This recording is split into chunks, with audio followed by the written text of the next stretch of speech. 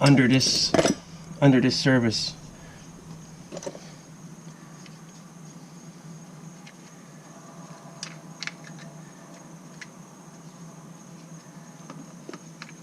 Yeah, these are all metric sizes, but I don't have this size. I have it in my toolbox in the car, but I'm gonna have to dig through because I don't normally carry that. So yeah, this would have to be rotated. You can see the flywheel has marks on it when you rotate around till you get to the T mark. Then your engine's at top dead center. Then you can take these off and measure the clearance on your valves. So I'll do a second video on that, but I wanted to do the first part video just taking the tank off, getting your tank off with your fins. And obviously while you have the tank off, you're going to want to take your spark plug out, check it, check for any wires that have been chafed. Don't forget to make sure that you put this, if this falls off, you're going to have trouble when you put your tank back on.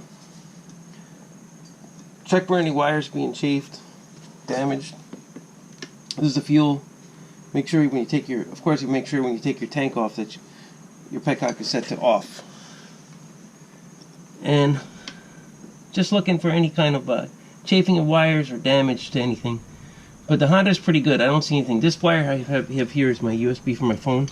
I'm actually going to replace that while I'm in here. And if you want to do some adjustments on your shocks too. So on the clearance on the valves, let me just check and see. I have the manual, so I downloaded it and I put it in my phone so I didn't have to look at the manual for it. Yeah. Okay, valve clearances on the Honda XR for all years. The intake valves should be 0.10 to anywhere between 0.004 and 0.10.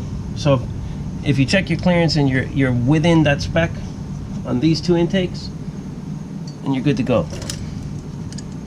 You can leave it alone. Now I'll take this off now just so we can look at it for the video, because otherwise my video will be a waste of time until I get this. I gotta get this Allen, the big one, to get that out and rotate the crankshaft. Basically here though, I'm gonna get my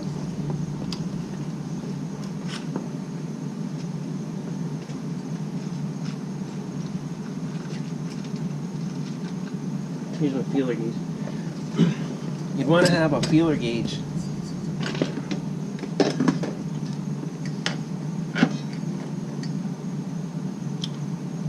with an angle on it like this. This type of feeler gauge is better for doing valves, so you have it where it bends at a 70-degree angle. So this one, let's see, this is perfect. I have a 0.356 to 0.14 clearance. That's on the, let's see, on the intake, yeah. So that would be on this valve when you have it at top dead center. So I would put that feeler in there. This one is 0.356 to 0.14 as my feeler says on it. So that's close enough. That's their intake is 0.004 to 0.10. Stick that feeler in there, right by this little gap there. That would be on your intake. These are your intakes, and these are your exhausts. And you can always tell because this is closest to your exhaust. So you put your feeler gauge in there, boom. It's that simple. Now on a KLR, this whole head has to come off. And I've never had a Honda XR. It's my first Honda XR, and I like it because this reminds me of my Yamaha XT. You just loosen this nut if it's out of adjustment, and then turn the screw. You see, like there's a set screw and a nut. This nut will come. You loosen this nut, and then you can use the screw head, flathead, to adjust it. It's very simple. Good technology for adjusting valves. I like it because on the KLR you need shims, and if you let it go too far, if you let the KLR go too long because you don't have time or the wherewithal to take the head off, because you got to take your whole head off and measure your shims, see what sizes you're going to need. If you do that on a KLR and you let it run too far out of spec for too long, you're going to burn up a valve, and that's really, really bad. Looks like I might have the right size here.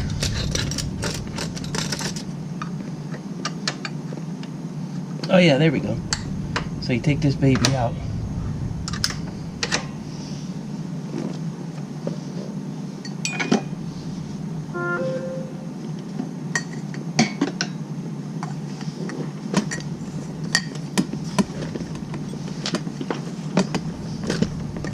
Yeah.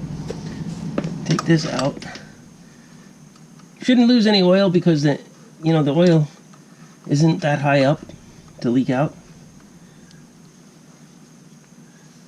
Make sure you don't lose the O-ring gasket. Now, look here. This O-ring gasket is rested in here. I'm going to leave it that way. Maybe clean it, but seems good, pretty good, you know? And you can just rotate the engine until you get to top dead center.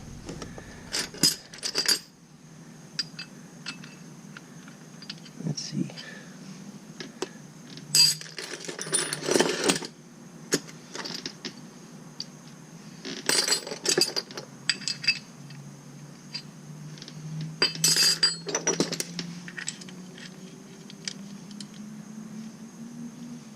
Yeah.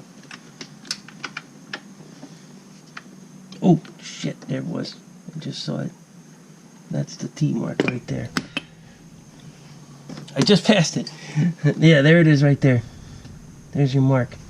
Alright, so once you get your mark on the flywheel, you got this thing at top dead center. And I'm going to go ahead and check my clearance again, just to see what it is.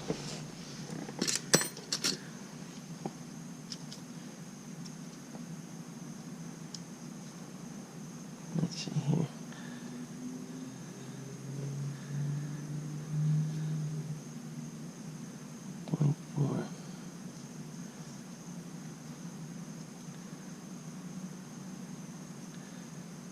Alrighty.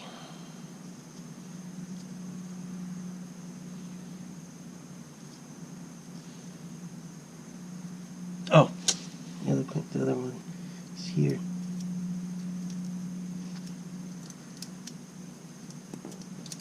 Yeah, and I apologize. I don't do much repair videos, so I hope this is informative to you guys. I'm not the greatest with these. Actually, this is a closer one. 0.035. Let's see what the spec is. Nah, 0.004. Okay, so this 0.356 to 0.14 is my best bet. And it should fit very snugly in there, which it does. Okay, so that's pretty much it for valve job. Put your clearances in, adjust it, lock everything down, and you're good to go. Alright, thanks everybody. Hope this video was informative, and I'll do another video when I finish up changing the exhaust. I'm going to do a Lex exhaust on this, and I'll do a video on it. Thanks guys.